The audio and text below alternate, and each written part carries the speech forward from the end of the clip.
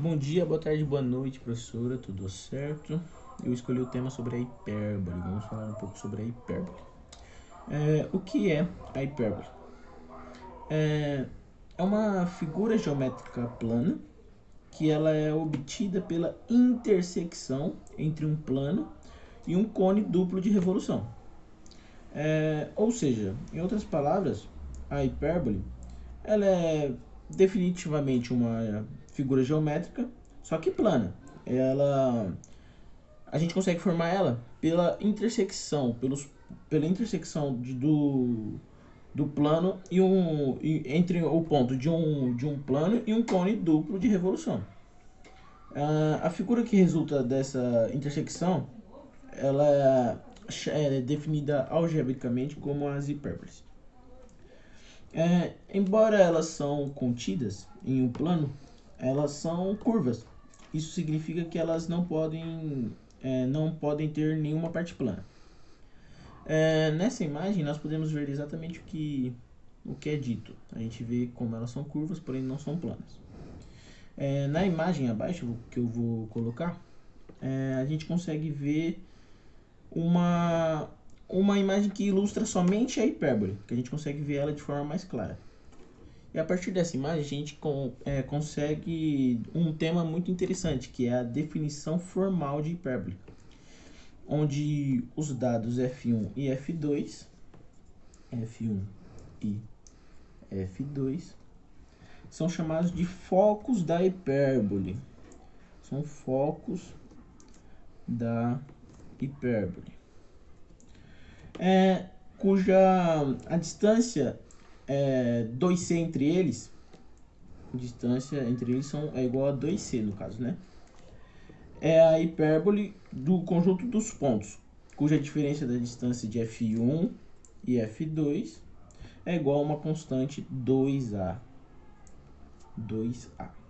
Em outras palavras, o ponto P ele é um ponto da hipérbole que, se é dp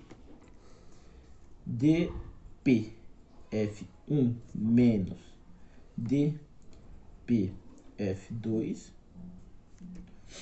é igual a 2A. A figura que eu vou colocar agora também na edição, ela exemplifica essa definição. A gente pode notar, a gente pode perceber que a diferença entre elas, entre o ponto Q e os focos, é igual à diferença da distância entre o ponto P e os outros focos. Ok, vamos falar agora um pouco sobre alguns elementos da hipérbole. Temos o focus, que, como eu disse aqui em cima, no caso daquela imagem anterior, F1 e F2, cuja distância dos focos é 2c, que é conhecida como distância focal. Então, os focos, eles são F1 e F2. Ok. Temos também o centro, que é o segmento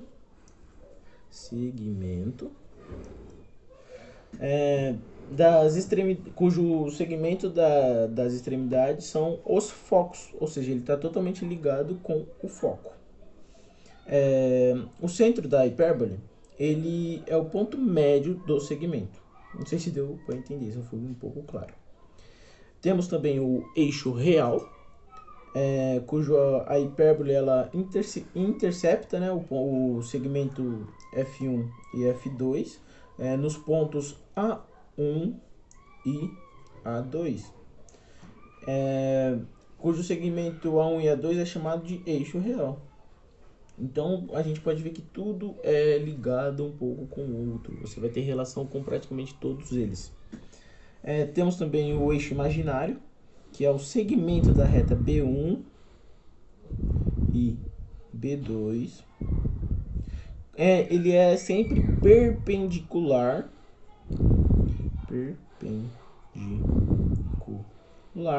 a quem?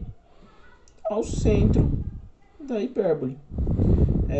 A distância do ponto B1 ao ponto A2 como eu posso explicar? A distância entre o ponto B1 até o A1, no caso, né? O A1 B2 e A1 e B2 e A2. Essa é a relação entre eles. Então, professora, foi praticamente isso. Foi somente uma introdução sobre a hipérbole, né? E eu espero que tenha sido suficiente. Desculpa pelo atraso, viu? Beijo e boas férias.